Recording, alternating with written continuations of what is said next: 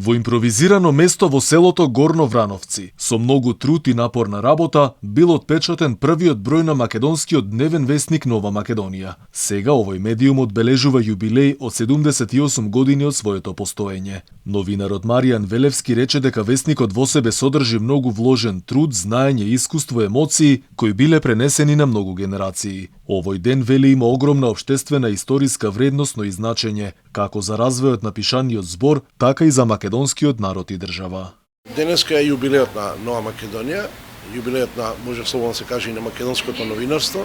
Сакаме да го продолжиме она што го започна нашите предци, нашите луѓето кои што го основа весникот, кои што во многуто исклучително тешки услови, во воено доба, додека Македонија се уште не беше целосно ослободена.